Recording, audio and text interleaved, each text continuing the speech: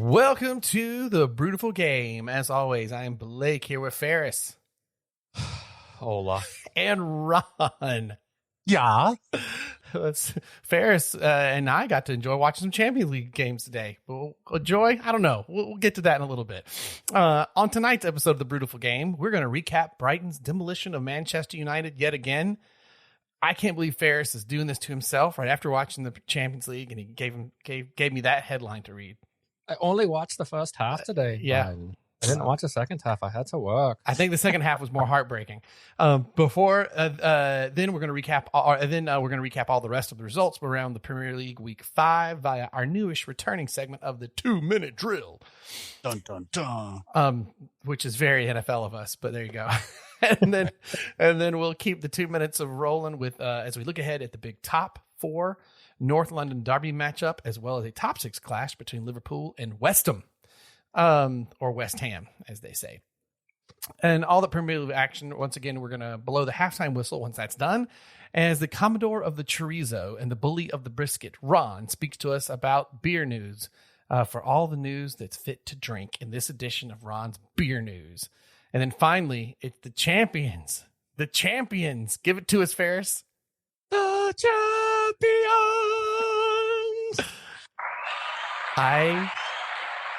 As soon as the theme played today, I just heard Ferris play it. I don't hear it any other way in my ear. I just hear you singing it. Champions League's back as we have another edition of the Liga's Roundup. Yeah, there we go. Oh, we're getting better. But more importantly, for me, it's the second leg of our Oktoberfest beers. Last week was great. I could not go to the keg tapping in Knoxville like I wanted to because they were sold out. The 6 a.m. tickets were gone. So we went and did a little pre-Oktoberfest the night before and hung out and stuffed ourselves on sausages and such. But that's okay. I'm going to go this weekend to get my this year's official Stein from them. Heck yeah, that's all. But today I'm going classic because Ron did classic last. I did a American craft German Oktoberfest last week with Schultzbrau and the Sierra Nevada one. And this week, I'm going to go classic as Ron did the previous. You guys see what I got here? Oh, yeah. Oh, is that Polliner? Not only is it Polliner, can we just look? Oh, my God. It's the can that fits inside. It is a full, proper German liter. And it is a full liter can. It's like a freaking motor oil can back in the day. It is huge. I saw this sitting on the shelf and was like, how much is this good, sir? They're like $9. I was like, give me 2. I'm gonna need a can opener to open that sucker. This thing is enormous. That thing's huge. Look at it. It's bigger than my head, man. That's awesome. It's the Polliner Oktoberfest beer from brewed in Germany. The contents of this special 1 liter can provide you with a special opportunity. The brewers of Polliner invite you to enjoy what attendees at the Munich Oktoberfest experience in the tents at this world famous event. Polliner Oktoberfest beer, the number 1 Oktoberfest beer in Germany, whose legend is almost as big as the event itself, remind you of a hit of October sunshine, flavorful and golden. The locals call it liquid gold. So while saying Prost in the famous tents on the grounds of the Wiesen, the Meadows in the Munich, where Oktoberfest takes place, with friends and other beer lovers from around the world is the preferable way to experience Oktoberfest. This once-a-year beer will allow you to join in the celebration right in your own backyard or your podcast studio. Nice. Water, malted barley, hop. Store cool and dry. Serve at 45 degrees. Bingo. That's awesome. 6% ABV. And I love net contents. How often do you see this on a can of beer? 1 quart. And 1.82 full ounces. Yeah, that's run specifically for the West, right? For us. Yep. Not that you wouldn't see that on those types of cans in Europe. No, I love it. This thing is freaking enormous. And I love that it fits in the liter. That's pretty cool. Just perfectly. So, yeah. Let's do this. Sweet. And that's great. I think I did discover this is like the equivalent of 3 12-ounce bottles. So I didn't get a second beer because I think this is going to cover me. That's fair. Fair enough. That's fair. So I decided we were going to continue on with the amazing tradition. Okay. Ferris, if you wouldn't mind grabbing the plate over there. It's covered in a nice You got some wieners under there? blanket. Oh, God. Feel free to unfold. All right, as I unfold, we come across a top plate covering it. There should be 2 top plates. Take them both off. Both. Oh, pretzels. Some golden brown pretzels. Pretzels and a little spicy mustard. For us to Let's enjoy. go. Some good spicy brown mustard. Why did it take 4, 5? How many years have we done this pod that we're finally doing an Oktoberfest? Like, why weren't we doing this sooner? I don't know. Wow. So that's the first part. Right. More. And then Like for Christmas. for the beer of the pod for you and I, Ferris. Okay. We are going to go with another classic, the Hacker Shore Fest beer. I like it. Excellent. My first fest beer of the season. Munich's leading beer maker in the 18th century. 6% ABV. Oh, okay. There's your Hacker Shore, my friend. And here is, Original. since 1417, that's when that brewery was founded. 1417. It's a long time ago. So before Columbus sails the ocean blue, murders a whole bunch of people and all that kind of stuff, this brewery for almost 70 years before that was brewing beer. Jeez. That's just crazy. 1417. You gotta love it. Hacker Shore is considered to be the special beer for the heavenly day-to-day moments. We call it Heaven in Bavaria. You call it Hacker Shore. Oktoberfest, their version of the Oktoberfest Marzen. It's funny. That was almost a traditional I grabbed until I saw this bad boy sitting on the shelf. Heck yeah. Here's feel free to crack that. Yep. Oh, and this one is even themed because Polliner, that's the official beer of Bayern Munich, right? Yes. So that's what Harry Kane done had him some today after getting his first Champions League goal with Bayern. Did it work? Hold There on. you go. There we go. I was trying to do I'll it. swap you since you're over there. So we're going to pour these bad boys out and, have a bit of a pretzel. Heck yeah, dude. Heck yeah. So you pour these out. Do you pour these out first and then eat the pretzel, or do you eat the pretzel first and then drink? Like what's It's intermittent. Okay. You do both intermittent. This can is ridiculous. That's so cool. You hear the bass on it when I tap it? It's oh, man. All right, guys. Give me like 3 minutes as I pour this beer. Holy mag! Just don't. Oh my god! Look at that. It's like a hose. It is literally like the old school, like Sinclair oil cans. For those of you that might have been born, at least in the 80s, to experience a little of that. All right, you got your plate, Ron. While he's finishing pouring that up, go ahead and grab your lichen. Oh yeah. Got to get a bit of a love. You got the Schultz brow little scarf there. That's right. Pay no attention to the sounds. Oh man, microphones smashing things. Oh, what a heavenly time to have a pod. Yeah, I can't believe we haven't done this before. Now I'm like, why didn't we have sausages before? We totally screwed this up. That's all right. Now we've got a better tradition. So carbonated, these fest beers. You still pouring? Yeah, dude, I'm still pouring. Just I mean, it looks like I look like I'm on National Lampoon's European vacation over here. Here we go, gents. Look at that. Nice. Look at the head on that sucker. It's perfect because that's exactly how you'll get it at Oktoberfest. Because they're not sitting around waiting. They're just slamming beer in a liter and off it goes. Exactly. All right, gents. Prost. Prost. Oh, I love this time of year. Oh, that good drinking. Yeah, it's so good. Ron, didn't we discover it? Wasn't it? Is it Polliner that has the beer hall in St. Pete? Sounds vaguely familiar. I don't know. I can't recall. Took Chris I too. this discussion. I just can't remember where exactly it's located. Their Oktoberfest is such a good one. Such a crisp, like, just delicious beer. This Hacker Shore Marzen is, absolutely perfect. Slightly caramel, a nice, amber color, clear, not too much carbonation, so it doesn't make it bitter. Oh, I think it's my favorite Marzen. This one is definitely not a Marzen. It's that lighter style, of the fest beer. It's not more quite like in the Hells category. Yeah. It's not as bready. Paulina Bross, St. Petersburg? Yes. Is that it? Yeah, if you gents haven't been, you should go. Oh. It's a great time. Super, super great place. Got the music playing to slap your butt if you get a shot of something. I don't know. But it's like a beer hall they built in Germany and then brought to the States.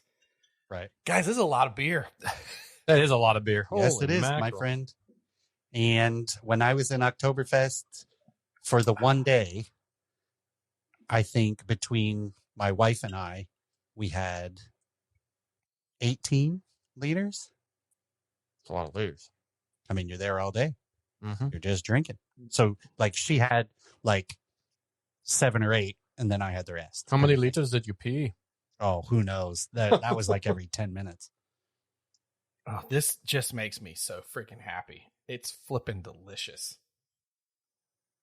Like, I hope the pretzels are good. I'll tell you what. Oh, not bad. Not bad with the Marzen. And some of the spicy brown. I'm so glad we're an audible podcast. At least we're genuine. Heck yeah, we are. Oh man, it's funny. I'm sending you my beer picks now, and it's like was actually hard to frame the whole beer in there and get a close-up shot of it because the can is so big. You need a long lens. Anyone? Yeah, you need a longer lens. Batman, 1989. There you go. There you go. Yeah. What this town needs is an enema. That movie's got some great quotes. It does. Yeah, it does. I need someone to like do. Why has no one done a meme of like the Joker doing his little whoop whoop, and he like wipes the blood off that newspaper, and then you Photoshop the newspaper to give like a score of the day. See, that's what we should do. That should be the yeah. The what is it? It's such wonderful toys. Or Yep. Oh God, I love that movie. And you know what's wild that you quoted that today? I'm cleaning out my garage and I found the 1989 die-cast like 6-inch wide Batwing from that movie. Oh wow. Yeah. That's random. Yep. So my daughter was very excited to find it. Oh my gosh, this beer is going to take a bit to get down, but it's probably not. This beer tastes so good. That's the problem with these is they go down so easy. Oh yes. Oh man. All right. Well, I guess I should move along to the football, gentlemen. Yeah, I guess we should do that. Yeah. All right. Well, got plenty of beer to drink while we talk a little footy. Amen. So kicking us off, and again, full disclosure, Ferris writes these headlines. Brighton rock Man United once again as the Seagulls dump 3 on the Red Devils. That's a great image. I love it. That's awesome. Goals the 20th, 53rd, and 71st were all that Zebri and his men needed to send his team to 5th and United on to 13th. Are we really surprised with Brighton anymore? I think the answer to that is clearly no. Are we really surprised at Man United anymore? I think the answer to that is clearly no. To be, I mean, I don't know. I expected them to show up a little more. I always feel like because they have the talent on the field, that I expect them, to kind of click at some point. And then I'm always kind of like, oh well, it didn't happen today. And it certainly might. And it's young. We're 5 games in. It's a lot of injuries, but there was still a very good team out there. A very, very good team that should have done better in this game. A good opening spell. The goal was against the run of play, if you will, from what United was doing. But then it's like as soon as something bad kind of occurs, I don't want to say heads go down, but it's just like That confidence is no longer there in the squad. They came back, they attacked. Rasher played a ball into Hoyland for what we thought was his first goal of because he got to start in this and make it 1-1. Went to VAR. The ball was out of bound on the touchline there. And I think that was a correct call. But then from there, it's as if that confidence just got completely pulled out of United. Brighton started to get in the games, started to boss the game, and played their way. And in the second half, tale of two halves, as we've seen so many times with United over the years, they can't do much of anything in the second half. And it was all Brighton. They were beat the next 2 goals pretty much the exact same way. And why the Dalot is on there, I will never know. Your Dalot tweets or text again today to our thread were cracking me up. His defense is borderline U7 defending. It is terrible. That means under 7, if you're not aware. I'm sure he can run down the line and get past another defender and play a half decent ball, into the box. But you're a right back. Defend the play. Both those goals. Watch where they come down on his side. Watch his positioning. Watch how he is having to chase them. Watch how then he has to chase back, which then allows them to cut inside, play that ball across goal. I'm sorry, I can't. Yes, Maguire has his issues. Maguire didn't play in this game. Thankfully, I did see a funny post on our Orlando Reds that Maguire, great game. Wasn't even on the bench. He never even played. But it's these are the things that your right back has to cut that out. Has to be in position to stop that break coming down that side, and he's not. He gets caught up and doesn't. If he's back there and is in position, he does an okay job. But I could go on Dalot for ages. Anyways, you feel like Dalot. You feel for Dalot how I feel about Anthony Santos on Orlando City. Just the crappiest defensive decision makers. Horrid. But I'll give Dalot this. I mean, Dalot definitely can run faster than me, I think. 110%. That's that. You know what? Exactly. 110%. He 100% isn't having to chase somebody of your pace. No offense. But that's just not a thing. And, Brighton won this game thoroughly. Outplayed United, deserved their goals with they didn't start Sully March. They didn't start Ferguson. They didn't have all of their big players in it. But Brighton bossed that second half, absolutely deserved the win. And United are just a mess. An absolute mess. Well, I would also say go ahead. Sorry, go, Ryan. I would also say that De Zerbi should take a bit of credit here because Manchester United did kind of start on the front foot for maybe the first 15-ish minutes. They looked pretty dangerous. De Zerbi then widened the center backs out so that it was easier for them to essentially keep on tabs on Rashford and whatnot. And once he made that change, those guys were off and flying. And then Ten Hag he started with the diamond to try and keep momentum building up through the midfield. Yeah, it was a midfield with Casemiro, McTominay, Bruno, and Eriksen. Interesting. But they didn't. Once De Zerbi made his changes and started bossing that midfield around, sure, yeah. there was no response from Ten Hag's side. No, and Ten Hag didn't counter that with a lot. At one point, you even saw towards the end of the game Bruno playing center back. Now, that was after the third goal, went in, and they're just trying to push forward some. But, he got booed taking off Hoyland from Martial, which I get the booing and I don't get the booing. I don't think you boo there. It's Hoyland's first start of his Man United career. He hasn't played a lot. You don't want it. You're down 3-0. I get it. You want to get back in the game and goals, but you also don't want the kid to be re-injured and not be available for a lot of the games that are coming up. So I can understand it. Like, why wait? And you put a striker on for another striker, and Hoyland looked good, but it's a mess right now. It's one thing having a mess back of house and a lot of the things that are going around with Anthony and Sancho and coming off the Greenwood stuff, the sale of the club, yada, yada, yada. But when results aren't going, you got to look at what's going on in the field. And it's the players. It's Ten Hag right now. No, I don't think Ten Hag should be sacked. Nowhere near that, but they got to figure it out. Now, I will say, for when we did our Leicester predictions, to make fun of Ferris for the year that he made a negative one, because there's supposed to be a positive thing, so when it overachieves, I almost decided to say Ten Hag is the first manager to get canned. Now I'm thinking I should change my just canned manager vote. Because, I mean, I know you say that. I know. We're going to get to the Champions League today, but I'll say that during that Champions League match, I thought, I would never have said this a week ago even, but to get 4 goals scored on you, and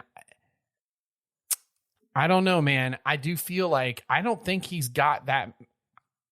They have to win the next match. If he loses another one or two in a row or draws them, I think the heat is on. Do you know who they have? I don't off the top of my head. Burnley on Saturday. Oh, that's a perfect example. If Burnley manages to pull a draw or win, now, I don't think that's going to happen. I don't know. I don't think, and we'll get this wrapped so we can move on to the rest of the league. But I don't think he's in danger. I don't think, regardless of how bad things might get here in the early going, I think you have to stick with them. We've been through how many now? Manager after manager. Just because they have a bad spell, look what he did last year to turn it around. Will he do that again this year? I don't know. But see, I think you're running Man United. I go, well, yeah, he's not going to can him. But you just said it. Fair. Yeah. It's not so much do I think that's a good idea. It's more they've already done the runaround. Again, I don't know who they'd get or I don't. Graham Potter back in the Premier League. Jesus H. Potter ball. That's the way to bring it all around. That would be Brighton and United. And, you can have it. Yeah, you sack Ten Hag. Look at it this way, Ferris. Great content for the pod. It would be great content for the pod. Always is. They've been content for the pod for the past number of years. Shall we move on to the rest of the Premier League? Absolutely. I think we should. All right. It's funny. I sent my wife the picture of you guys with the doing the pretzels and everything. She goes, we have one pretzel left in the freezer. Nice. So here we go. Sorry. No, what was that? Getting around to the rest of the league. That's where I was headed. So here's what we got. As we move on into our 2-minute drill, again, this is something new that we're trying. We're going to try to keep these topics 2 minutes so that we keep on track. See how well we do.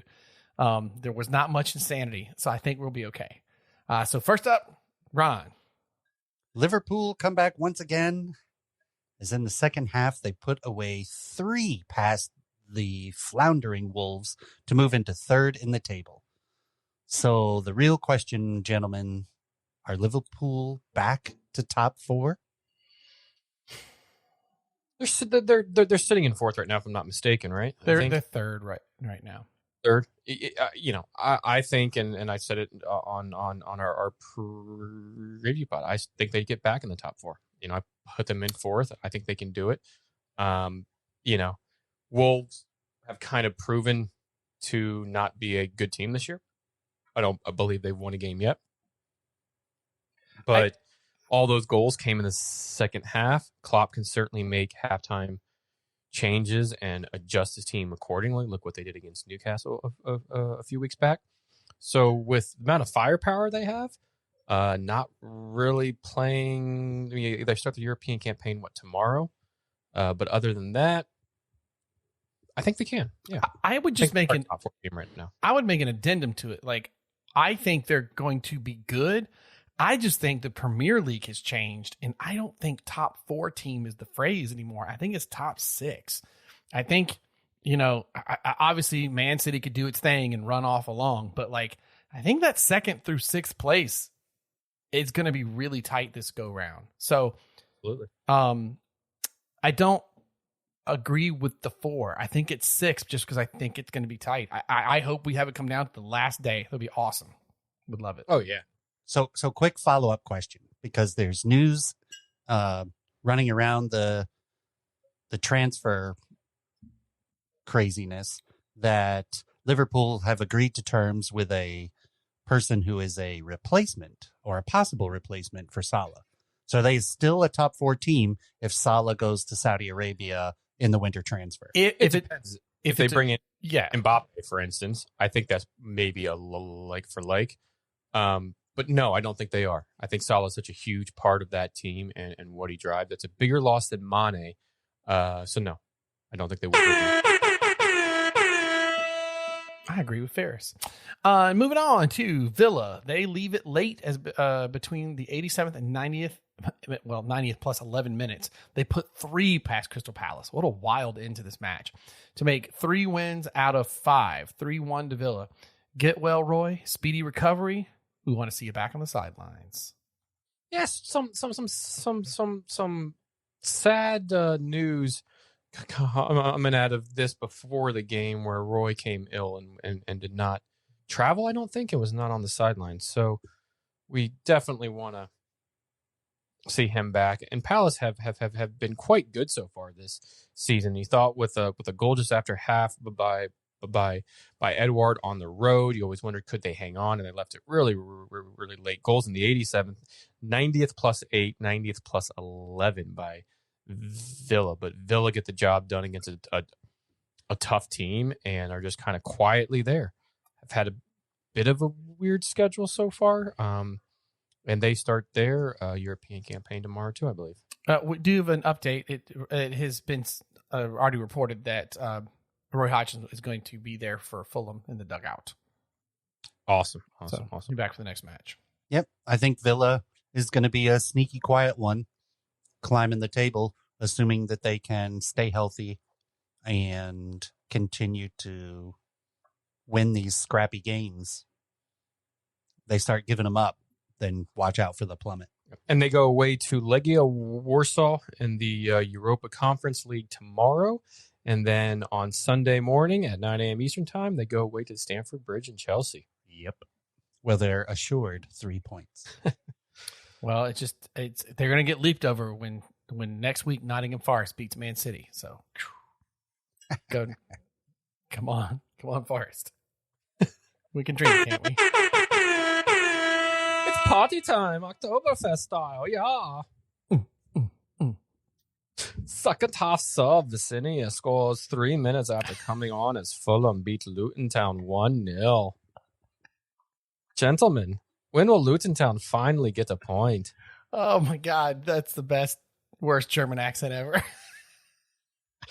Hans and Franz, yeah. Yeah, we had to pump you up. Good Austrian vibe.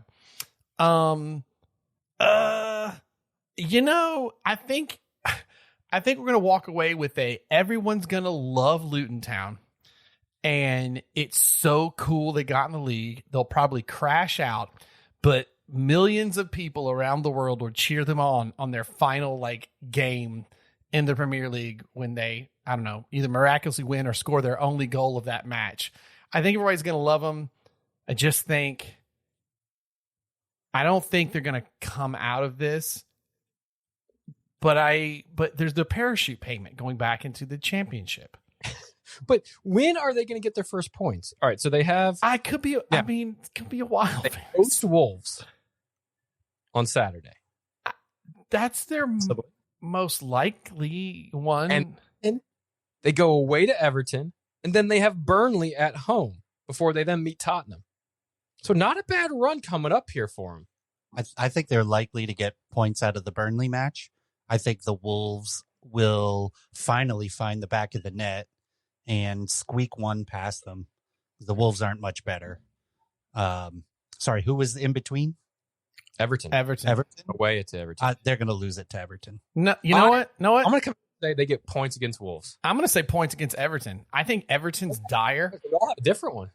And I think that if there's one that they'll get points on, because, wow, at this rate, I still have more faith that Luton Town could end up one notch above Everton on the relegation table. I think the relegation table that we're looking at is it. I don't think it's, I know Burnley's got a game in hand, but I'm pretty confident that's it, guys. Love this 2-minute drill. 2 very late goals, one in the 90+ 8th minute by Richarlison, and the other in the 90th plus 11, assisted by Richarlison, propel Tottenham into second place in the table via 2-1 win against the Blades, Sheffield United. So I guess the question is, how about Richarlison? He's not a very well-liked player by a lot of people, but he did come out before this game and kind of during the international break and spoke about, he's going to see somebody when he gets back to London and talk about some mental health things that he's going through. So him coming out saying that and then kind of putting Tottenham on his back here in this, if you will, for some very, very late goals. Yes, it was at Tottenham being played there, but subbed in, when did he sub in?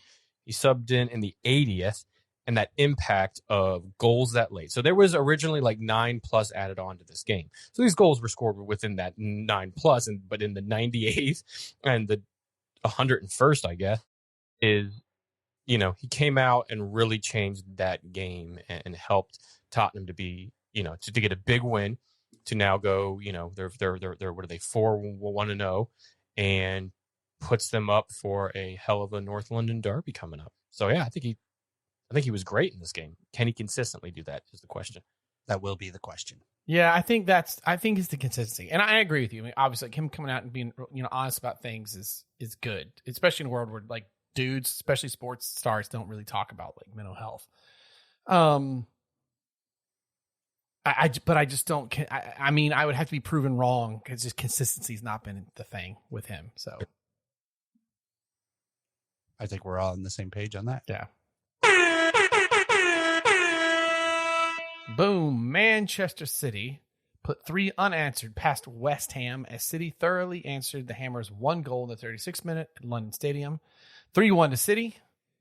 What do you think of the City new signing Count Dooku from Episode 2 Star Wars Attack of the Clones? Every time I see that name, that's all I can think of. For a winger and a replacement playing off to the left, I believe, looked sharp, looked good. James Ward-Prowse got a goal in this again for West Ham. What a signing he's been for them. I say pound for pound, the best signing of the season. Like, as far as like value to dollar spent, he might be the best one of the season.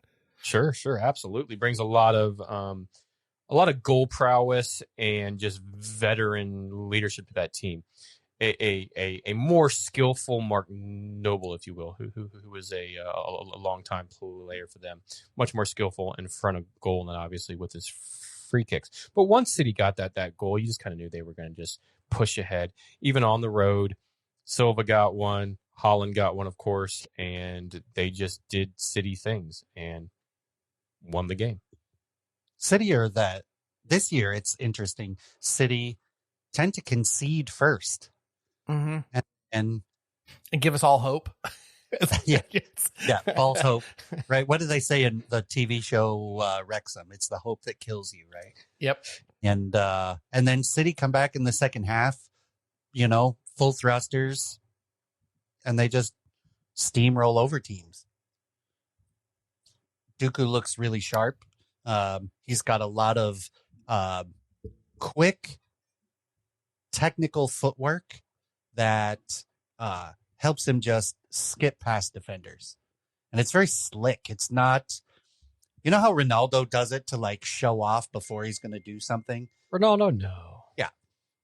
He just kind of like uses it tactically and sharply when it's needed. And I think that's pretty awesome. He looked good.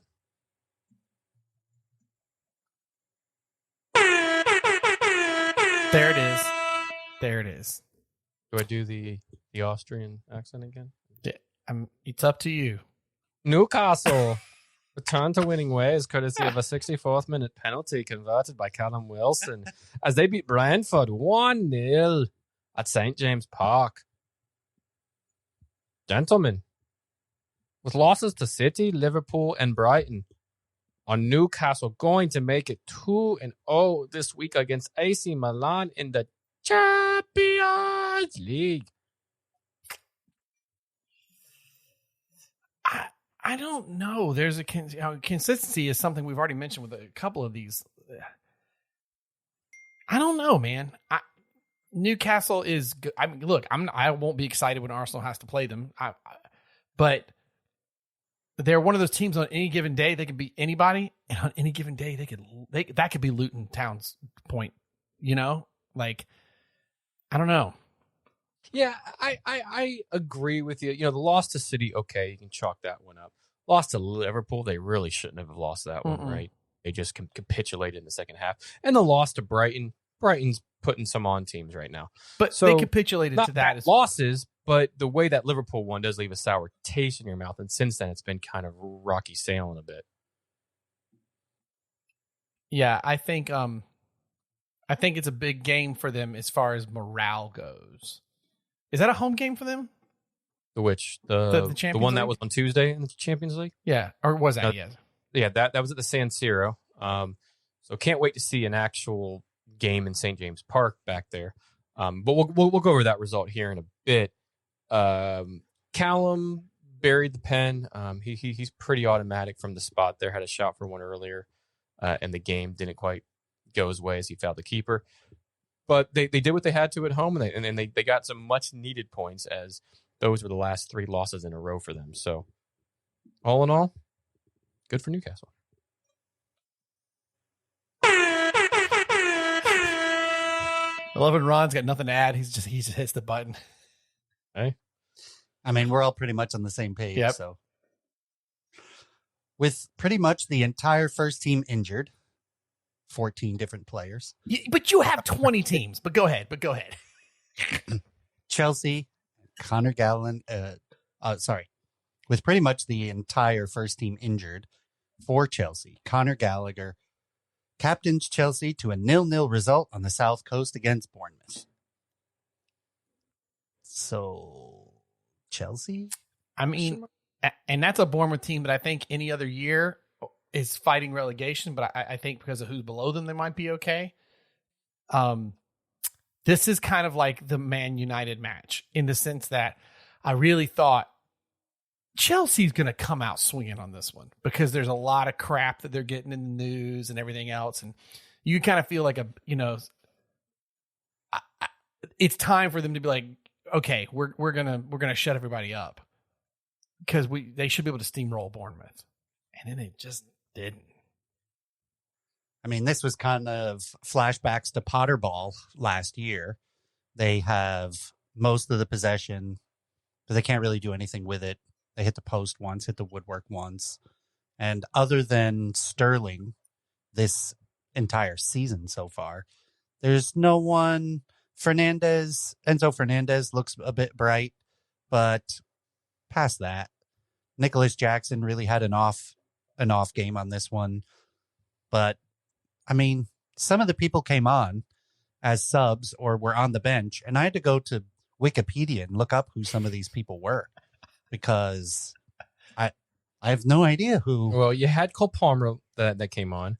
Yeah. You had Chilwell that came on. And you had Maatson. I don't know. I've never heard that name in my life. He's an academy player. Had no idea. Yeah. He came up with Conor Gallagher. Yeah, and it's no lie. There's probably you can have a starting 11 with who is injured right now. Probably you look at the team that started against Bournemouth, probably 4 of those folks are actually starting if the team's fully healthy. And only 3 of those people were there when Tuchel was manager. Yeah. Everyone else is gone. So it's Chelsea and United are in the same boat. We're it's chaos. It's rough right now. Yeah, and I know like there's a talk of the money that Chelsea spent. But Man U as well. So you're right. It is a really weird, similar situation. as I ran my mouth because I'm the next person talking, so I'm doing it. Moving on. Substitute Trossard nets as Arsenal finally break the Goodison Park winless streak with a 1-0 draw against, or 1-0 draw, a 1-0 win against the Toffees. And then the news before the match was that Ramsdale was dropped for Raya. Thoughts on that? He's dropped again in the Champions League home tie today. Interesting. So, well, now hold on. So is that a drop, or is that he was brought in to play Champions League and Ramsdale was going to do Premier League? Yeah, but a lot of the talk was, well, you're dropping him on a game against Everton on Sunday. Oh, maybe you're bringing in Raya to play Ramsdale for the Champions League midweek. Didn't happen. He started both of the games. So, interesting. Havertz didn't get the start in this when he came off the bench. It's probably a good thing. No, he got to start in the Champions League, right? though. Yep. Interesting here. Yes, Arsenal did what they have been doing and dominated a majority of the game. Everton frustrated them for large parts of this game. Arsenal finally got the breakthrough there, but it's going to be interesting to follow this Raya thing and Ramsdale thing. Does it upset the squad any? Do you see anything coming out? It'd just be interesting to follow here in the next few weeks on how this plays out. I don't know if you guys caught any of the Arsenal Champions League game, but one of the commentators mentioned, and I've been trying to track down what I need to look at, but he actually mentioned, that Raya was playing well. He goes, and Ramsdale also plays very well, but that if you look hard at his stats this season, I heard that. It might not be an argument that it doesn't make sense to start Raya. And I got to look at what that is, because I will say we haven't had clean sheets and he's been out of place for some goals. Harsh. Well, you're playing Raya against, I don't want to say two soft teams, but you're giving him the chance to perform at his best with Everton and PSV at home. So it's... And the Brighton goalkeeper coach is now the goalkeeper coach for Arsenal. Well, there you go. So the way that Ramsdale played last year, it's a quick change is all we're talking about here. So just keep an eye on. And one thing that was said online too was that, and this is, the Twitterverse of sports commentators, but Raya was to be a permanent, but they didn't want to affect financial fair play rules. So they did it as a loan with the option to buy. So Can I ask one fast question about this that is rhetorical? Okay. Right. Is it possible that they just looked at Everton and said, we got this from a goalkeeping standpoint, no matter who I play. So why don't I give Raya a warm-up match before he goes into Champions League? That was actually my gut thought about it.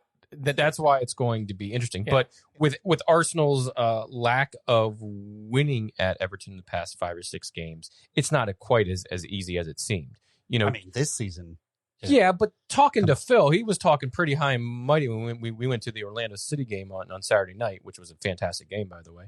But like that, hey, Arsenal are going to kill them tomorrow. Oh, I didn't think so. It was a 1-0 win. Yes, stats may show that, but on the scoreline, that one that matters, it was not quite that. So who knows? I think it's just going to be interesting to see how it. I'll tell you who starts North London Derby. If it is Raya, then something is up. That's a good question. If it doesn't go back to Ramsdale, then something's up. Very good question. Yep. And finally, on Monday night, a lovely Callum Hudson-Odoi, used to be a Chelsea player there. First for his new club, Nottingham Forest, was enough to draw 1-1 with Burnley at the City Crown. What's your rating on that Hudson-Odoi strike there? I rate his name as a 10, by the way. Oh, because the hyphenated name. Callum very, Hudson-Odoi. It's just a great the name. The law offices of Hudson-Odoi. Yeah. It's a very... Esquire, yeah. Ex-Chelsea player. He's... this, and for me, this is not all that big of a surprise. When he was playing well for Chelsea, he was producing this type of technical ability and striking, and so I think I don't know. I don't know how you rate it. You haven't given us a scale, but essentially, Your own scale. My own scale. I would say it was quite a lovely goal. Okay, but like if you were to give it like an act, fantastic. Oh, okay. I was gonna say like 0 out of 10. I'd give it a 6. That's like, yeah, there you go. I feel the same. I will probably go. I think it was a good strike, a good curler. I go 7 because he put it, so much into the corner and kind of bounced it in, off that far post. So I'll give it a 7 because if you were playing a game of, whatever, who knows if he called a shot there off the post in the goal, Jordan and Bird style, maybe. Who knows? So 7 for me. Okay, love it. Hedging the bets with the 7. I love it. And now we look ahead to Sunday. So we've got a top 4 battle in North London. Clubs, both clubs, 4-1-0, with only Tottenham ahead in the second on goal, or second in goal difference. So what's your score prediction for the first North London derby of the season? I think the way that Ange Postecoglou plays and the way Arteta plays, you could hope for like a 5-4 game. Right. Just a all-out cracker of a game. Right. Open at both ends. Yeah. Just, I don't think that's going to happen. Which means it's going to be 0-0. Mine is 2-2. I feel that's what I feel like. I feel like one team gets a couple of quick ones and it's good, and then the other team later scores a couple, and there you go. And like, for the love of God, can we have a North London derby where neither team gets a red card and we just finish this sucker out? And like, if you're going to have that, to be honest. Yeah, like, well, I could see Havertz's card for just being stupid. We don't have Xhaka. You know what I'm saying? I miss him. True. But like, we don't have that wild card, and Tottenham doesn't really have that, so I don't know if we'll see a red. But 2-2 is my thought. I think, man, I'll tell you, I think your Rhea conversation is an interesting one here, because if it's Ramsdale, and I hate to say this, I think it's 2-2. With Rhea, I'm more hopeful for a 2-1 win. Oh, see? Oh, what did I see? I love that Ramsdale being linked with, like, who did I see? He was Chelsea. Oh, that's what it was. Really? He was already being linked to, of course. He was already being linked to a move to Chelsea because, remember, Kepa left on loan and is playing for Real Madrid now. But in all honesty, I'm right there with you. I could see a 2-2 game. I think it being at the Emirates obviously leans in the favor of Arsenal. With Tottenham playing a 2-2 draw away to Brentford to start the season, this is a much bigger game. But I think both clubs are going to be filled with a lot of confidence. I think Tottenham are coming in much different this season than they have last season. And I think it's going to be a fun game. A very, very fun game. Coming off the Champions League game, you're right. For Arsenal, a lot of confidence, I think, rolling into this match. Yeah, 2-1 to Tottenham. Ooh. Because Arsenal will be tired from their midweek matches, and Tottenham will have had the week to relax and train.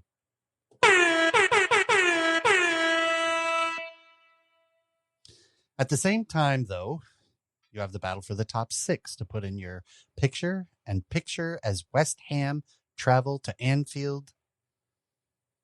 Will West Ham bounce back in this one after their loss to Man City, or will they just kind of crumble off?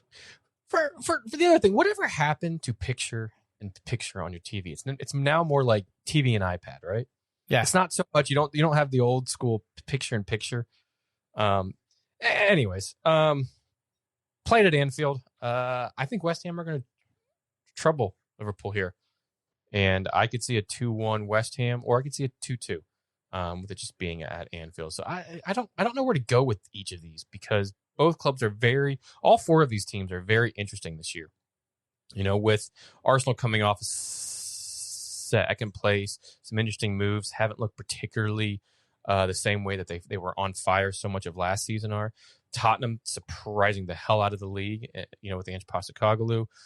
Liverpool still yet to lose a match so far to start this season, and have looked good in spurts. And West Ham, very big surprise. So I don't know really where to go with these, but I could see each of them being a draw for sure. And I'll go. I'll go 1-1 in this match. I think it's going to be 2-1 Liverpool.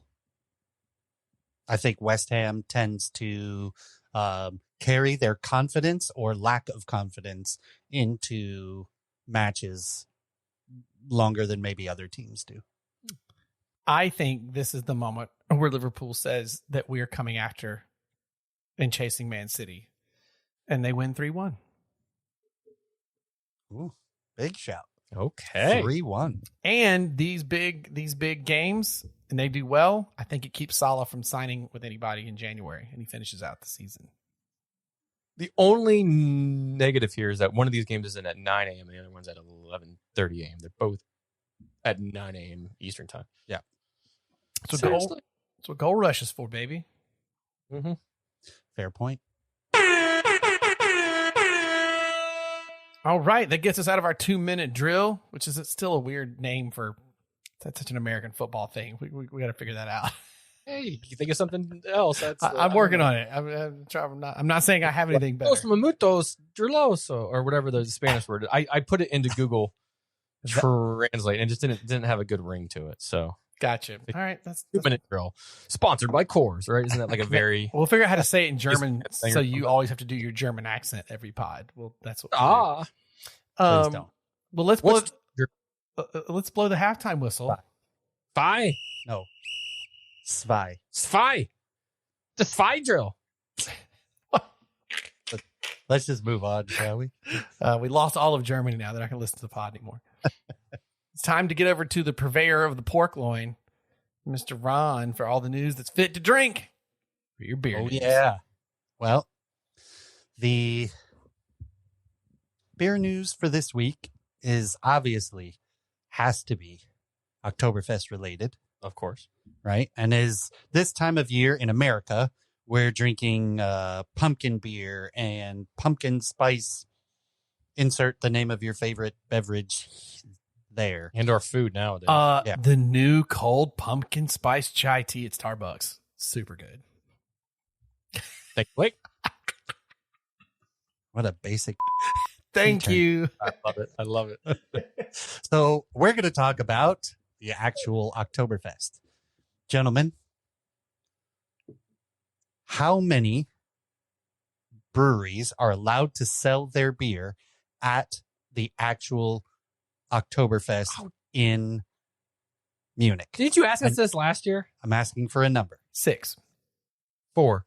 6 it is. Good job. So you must remember that from right, because he asked us this. I just know that there's only so many like Munich breweries, and I like it's like 6 or it's like 5 or 6. So I thought it was 4, so I 6. thought it was either. Yeah, okay, all right. Name as many as you can, Ferris. Polliner. I just Hacken.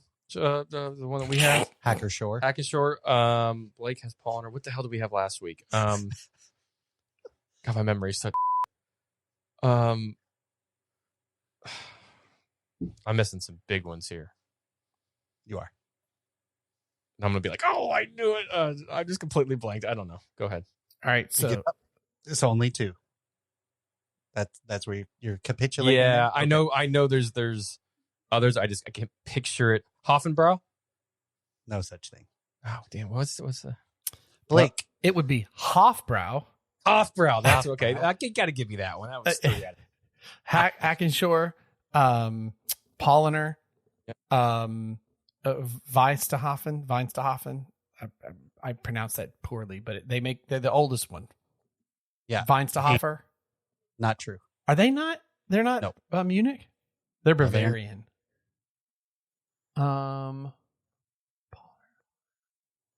Oh my God. I'm like seeing it. I can see like the labels in my head, right? I Varsteiner? No.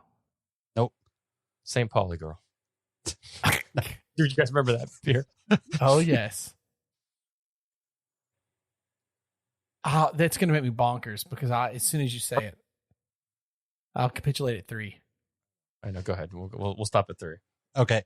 Augustiner, Hofbrau, Uh-huh. Pollen, Ackershore, Spaten, Spaten. Damn it. Samsonite. Yes. Wait. Yes. and the last one, Lowenbrau. Oh, yeah. I always I forget mixed about Hoffenbrau and that one. That's the two that I mixed. Okay. I always forget Lowenbrau. Spaten. That's the one that I was like, I see the tap in my head and I good too. can't. Auguster, I don't know. Is that something you find in the States often? You can. It's not very, like, whenever I go to Total Wine, there's like a 6-pack. It's not a very well-known one over here.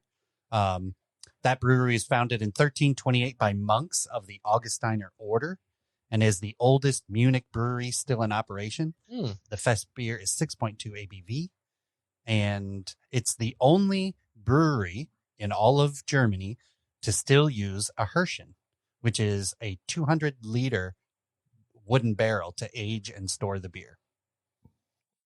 It's pretty cool. Hacker Shore, Joseph Shore and Maria Teresa Hacker are, and I may be destroying the name, are responsible for turning this brewery into Munich's leading beer maker in the 18th century, though it was split into 2 breweries by their sons. Hacker Shore reunited in 1972, and their Fest beer is a 6.0 ABV Fest beer. Hofbrau, which we talked about last week, Wilhelm V is responsible for bringing Hofbrau to the world in 1589. Of course he was. When it was owned by a duke, it became a royal brewery, and the start of the Kingdom of Bavaria in 1806, then turned state-owned business in 1939, right before World War II. And their Hofbrau Oktoberfest, as also we had last week on the pod, 6.3 on the ABV. Lowenbrau, or the Lion's Brew, that's what it translates to, has a bit of a fun, winding history. By some accounts, the brewery started in the late 14th century, but officially a brewery under the name Lowenbrau wasn't listed in Munich until 1746. It became the largest brewery in Munich for a time in the 1800s, changed hands a number of times, and it was purchased by Spaten, Francis Connor Lowenbrau, in 2003. They're all one company. So Lowenbrau is a fixture at the festival. 6.1 ABV on their Oktoberfest. Polliner, one of my utmost favorites, labeled as the youngest of the official Oktoberfest breweries. Polliner was started by monks of the Polliner Order. I want to know who named it. In 1634. Again, great year. 1634. These guys are brewing beer and they're still around. Wow. And what was the one that we have? 14 something? Yeah, 1417. Something like that. Jeez. It was originally reserved for the monks and other than, during festivals when everyone can get it. But these days it's one of the more recognizable German beer names. It's imported to the US, China, a whole bunch of other places, and has been brewing an Oktoberfest beer since 1818. That's like 70 years before the OK Corral, if you know anything about your history, which happened in 1884. There, as Blake is talking about it, he's drinking it right now.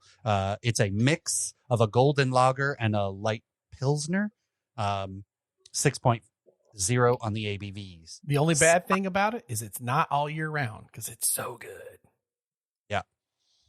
Very few of these fest beers are all year round. They make them in the spring, and then they let them mature over the summer so that you can have them in Oktoberfest. And right after that, they're going to start brewing all their darker beers for the winter ahead. So it all kind of works out in the time frame. Spaten, founded in 1397. I just love it. Jeez. I like it. Yeah. 1397. Even earlier than Hacker Shore here. And it was the first to make a light what it was called at the time, a Municher Hell, or Hells, in 1894.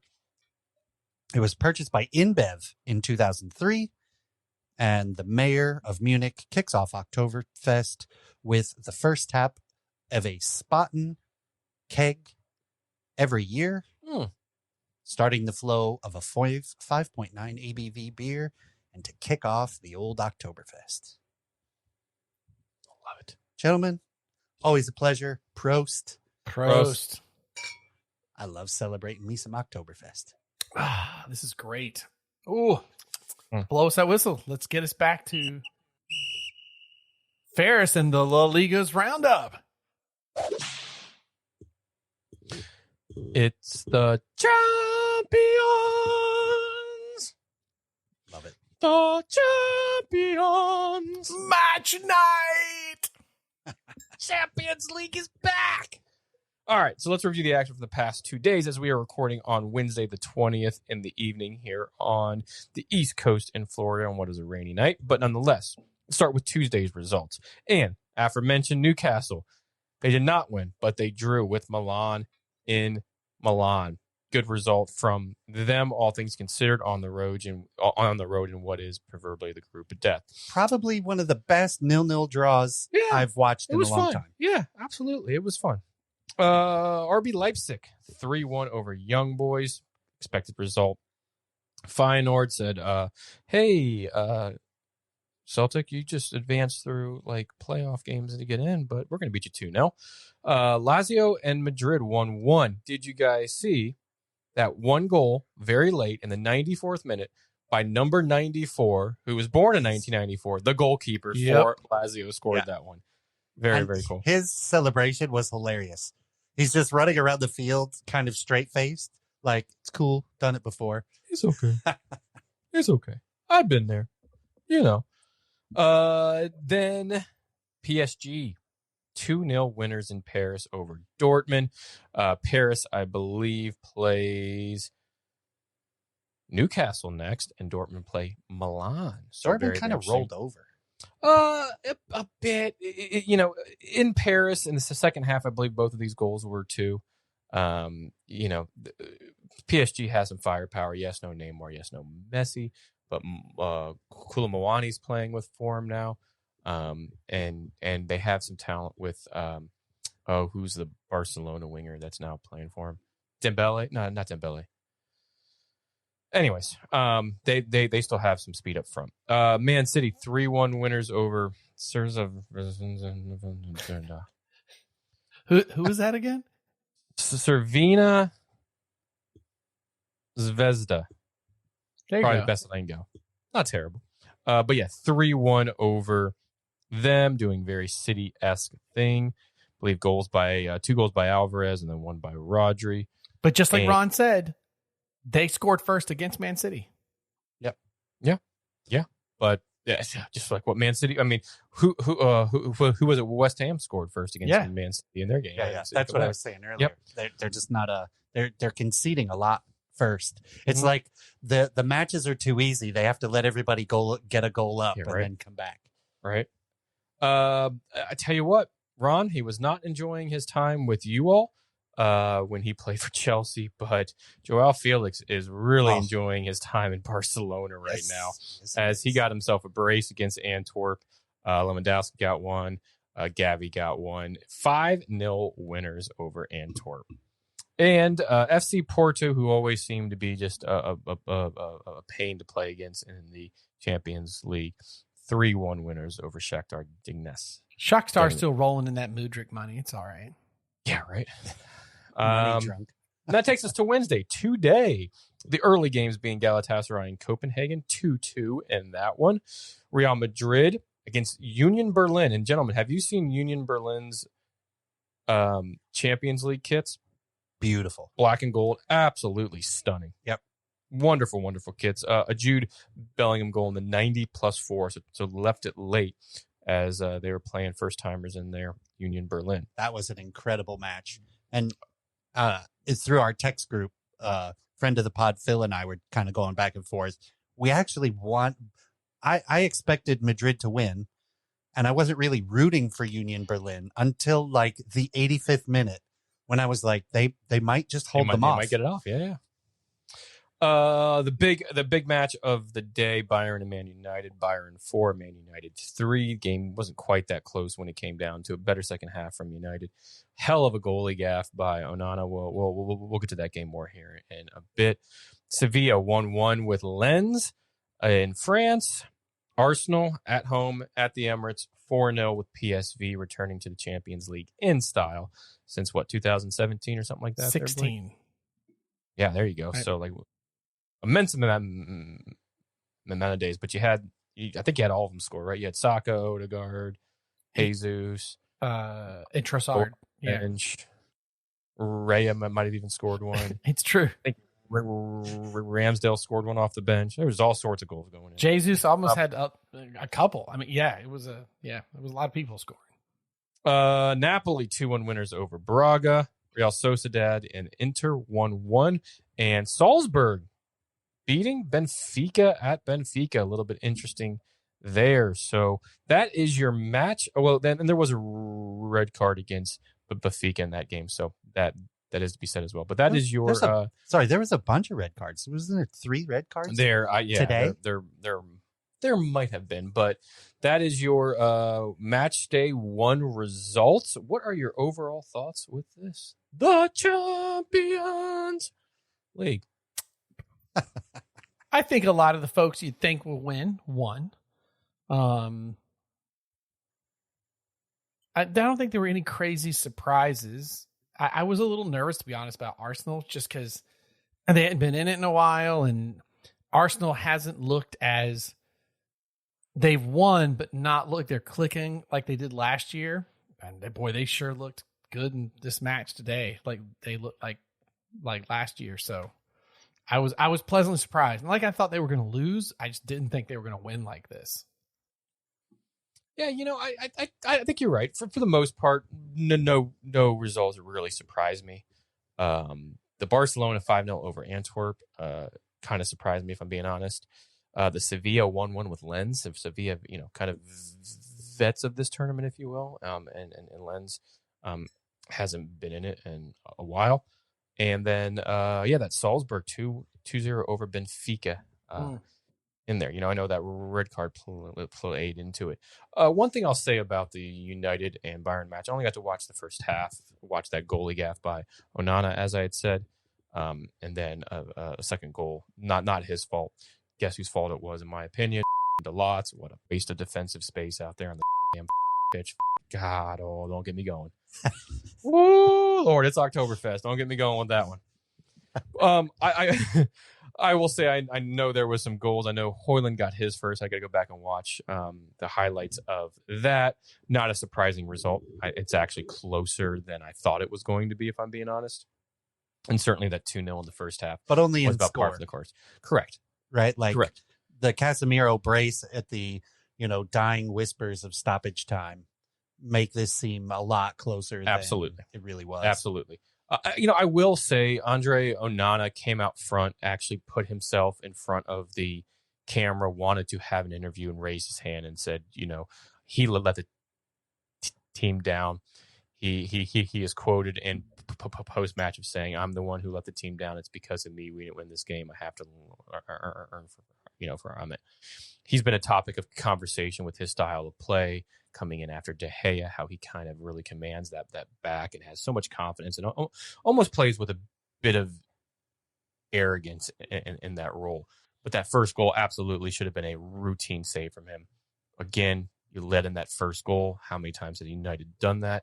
And he had his head down, probably got into his head a little bit. That second goal comes in, not his fault. But I do commend him for coming out and saying, "No, this is on me."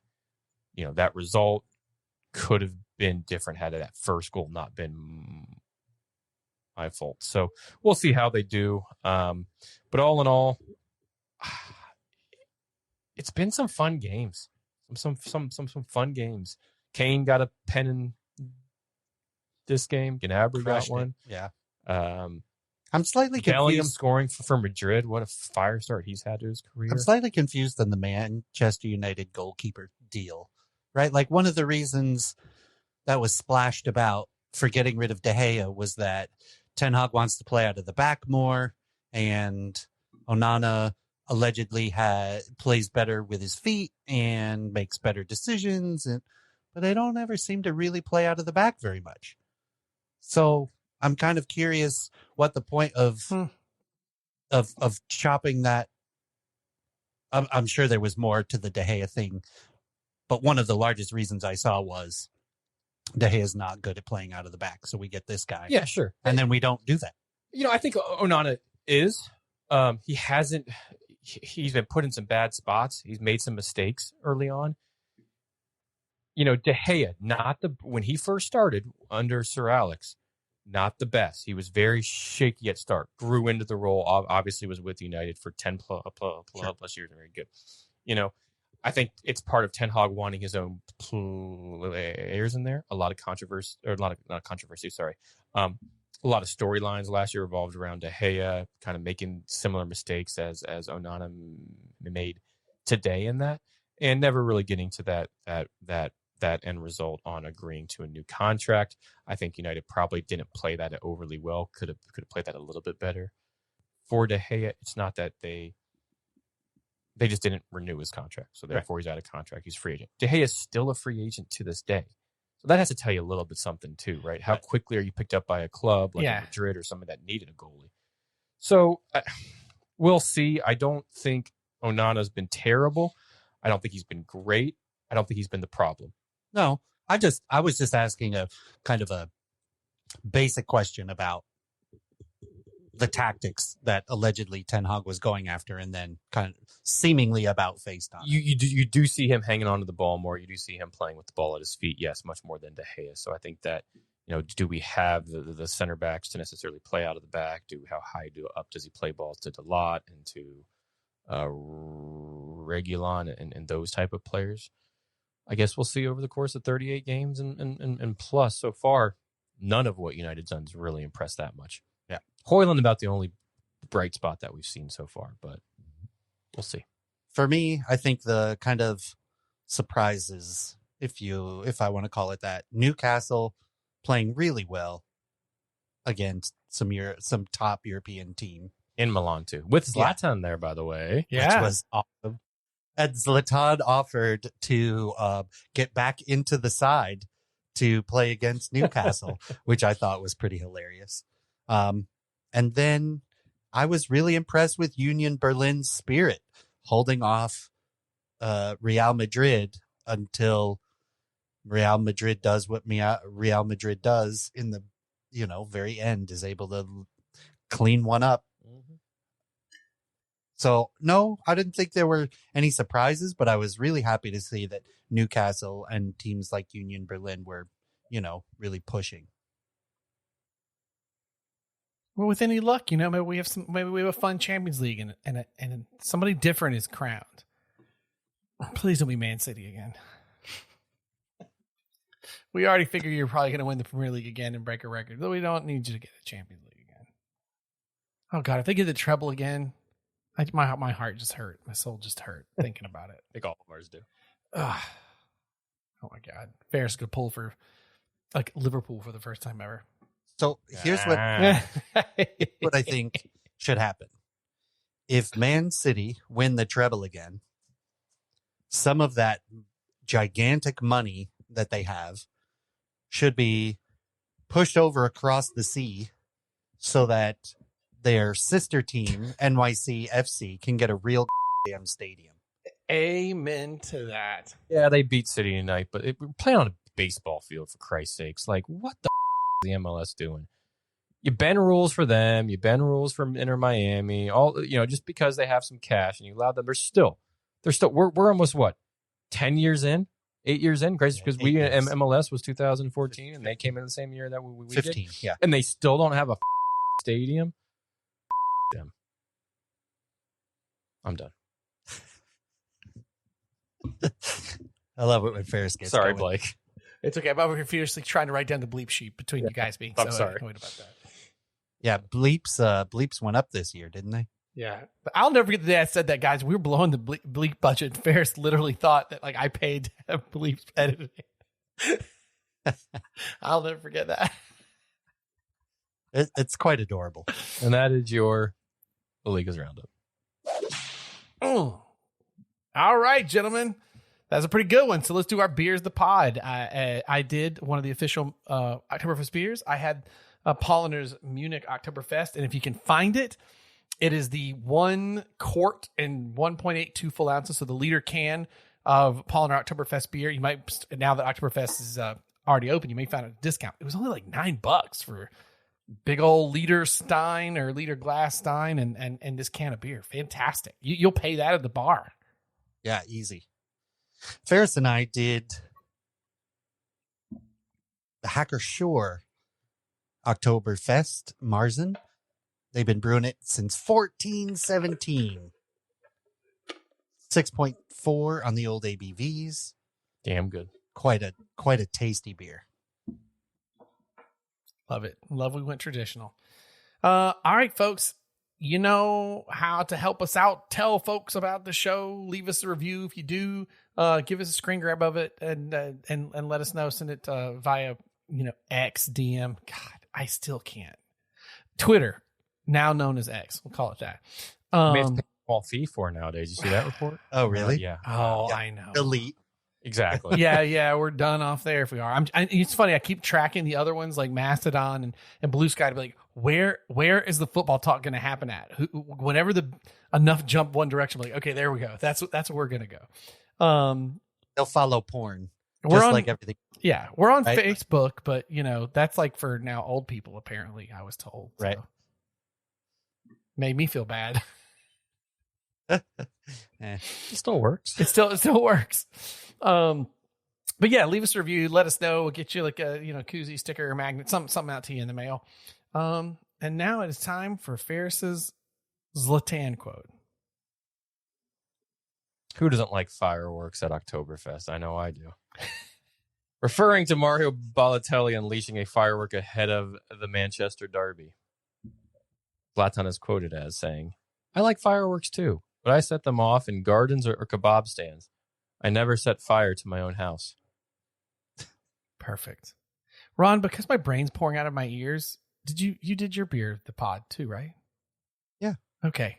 Sorry, my board. It's been a long week. And I was like, wait, did I let Ron say what they had? Yeah. It was only 35 seconds ago. Well, on that note, got some things to tell you guys. Here we go. It's Oktoberfest, so we're gonna do a few of these. This one's Okay. one's for Ron. Oh, dad jokes? Yeah, this one's for Ron. Nuclear physicist is drinking in Oktoberfest. He approaches the bar, calls over a barman. Barman says, "What would you like?" And the physicist raises one finger and says, "Einstein." Yeah. That's a good That's a science good joke. one. Good science joke. And Oktoberfest theme. Brilliant. Right up Ron's alley for Yep. that one. What do you call stage diving in Oktoberfest? Kraut surfing. That's pretty good, right? Ba-dum-tsh. How do you get to Oktoberfest? How do you know which way to go? To the left. No, you follow the Lederhosen. Ah. Mm-hmm.